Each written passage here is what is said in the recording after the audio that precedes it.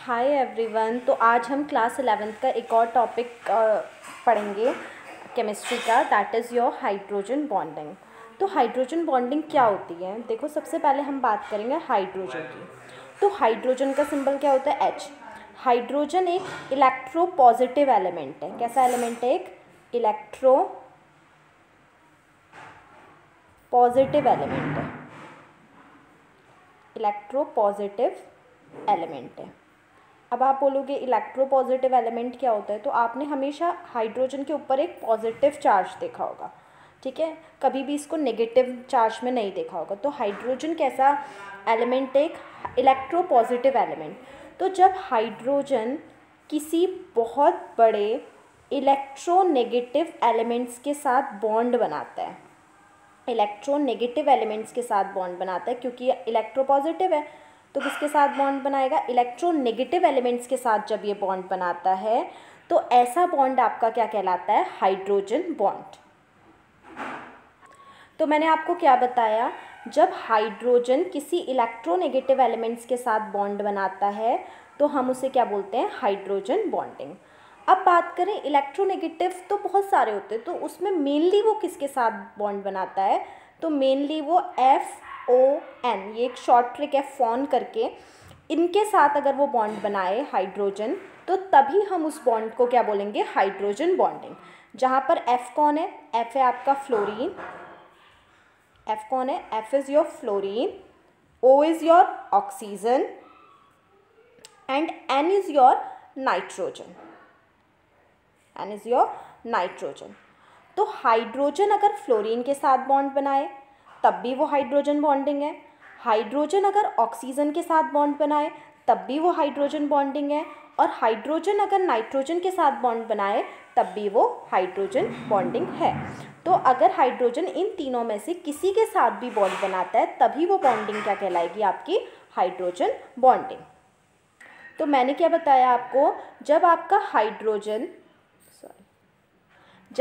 Hydrogen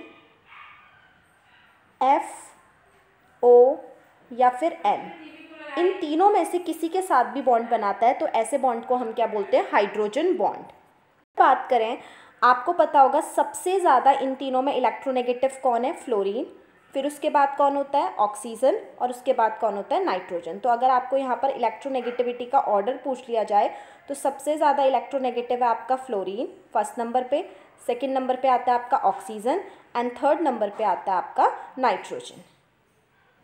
generally हम मान लीजिए ये कोई X है और ये कोई Y है, उसके बीच में अगर हमें बॉन्ड दिखाना होता है तो हम कैसे दिखाते हैं? ऐसे। लेकिन अगर मैं बात करूं, मान लो ये X है और Y है और मैं बोल रही हूँ इन दोनों के बीच में है हाइड्रोजन बॉन्डिंग, तो हाइड्रोजन बॉन्डिंग को कंप्लीट लाइन से नहीं दिखाया जाता है, बल्कि इसको किससे दिखाया जाता है? डॉटेड लाइन से, ठीक है? तो ये एक आपको पता होना चाहिए कि hydrogen bonding is represented by the dotted lines. Hydrogen bonding is represented by the dotted lines.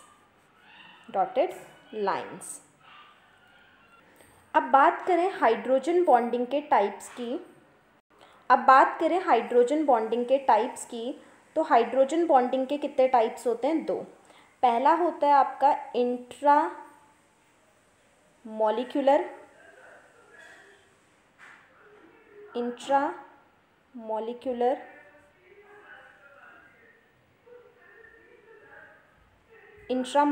Hydrogen bonding, और सेकंड होता है आपका इंटरमॉलिक्यूलर हाइड्रोजन बॉन्डिंग। तो पहला जो होता है वो आपका होता है इंट्रामॉलिक्यूलर हाइड्रोजन बॉन्डिंग, और सेकंड जो होता है वो होता है आपका इंटरमॉलिक्यूलर हाइड्रोजन बॉन्डिंग। तो देखो, इनमें अगर मैं आपको इन दोनों वर्ड का मतलब बताऊं तो दोनों वर्ड का मतलब क्या है? देखो, जब मान लो हम एक ही पर्सन के अंदर की बात करेंगे, हम एक ही स्ट्रक्चर के अंदर की बात करेंगे, तब वो वर्ड किसको रिप्रेजेंट करता है? इंट्रा। और अगर हम किसी 2 जनों की बात करते हैं या 2 स्ट्रक्चर्स की बात करते हैं, मॉलिक्यूल्स की बात करते हैं, तब हम वर्ड यूज़ करते हैं इंटर, ठीक है? तो इंटर किसको रिप्रेजेंट करता है? 2 अलग अलग जनों को, और इंट्रा किसको रिप्रेजेंट करता है? एक जने को। तो देखो, आपकी दो टाइप की हाइड्रोजन बॉन्डिंग होती है, एक होती है इंटरमॉलिक्यूलर हाइड्रोजन बॉन्डिंग, दूसरी होती है इंट्रामॉलिक्यूलर हाइड्रोजन बॉन्डिंग। तो बात करें इंट्रामॉलिक्यूलर में क्या होगा, मान लो ये एक मॉलिक्यूल है, for example this is H and this is F। तो अगर ये एक ही मॉलिक्यूल है और इसके बीच में आपकी हाइड्रोजन बॉन्डिंग है, तो हम इस बॉन्डिंग को क्या बोलेंगे, इंट्रामॉलिक्यूलर हाइड्रोजन बॉन्डिंग। जबकि मान लीजिए ये एक मॉलिक्यूल है HF और ये दूसरा मॉलिक्यूल है HF, तो जब दो डिफरेंट मॉलिक्यूल्स के बीच में बॉन्डिंग पाई जाती है तो ऐसी बॉन्डिंग को हम क्या बोलते हैं, इंटरमॉलिक्यूलर हाइड्रोजन बॉन्डिंग। जब दो अलग अलग मॉलिक्यूल्स के बीच में पाई जाएगी तब हम बोलेंगे इंटर, जब एक ही मॉलिक्यूल के बीच में पाई जाएगी तब हम बोलेंगे इंटर। अब जनरली आपसे एक क्वेश्चन पूछा जाता है कि कोवेलेंट बॉन्ड ज़्यादा स्ट्रॉन्ग होता है या हाइड्रोजन बॉन्ड ज़्यादा स्ट्रॉन्ग होता है। ठीक है, आपसे जनरली क्वेश्चन पूछा जाता है कि कोवेलेंट बॉन्ड ज़्यादा स्ट्रॉन्ग बॉन्ड माना जाता है या हाइड्रोजन बॉन्ड, तो answer is covalent bond. Thank you.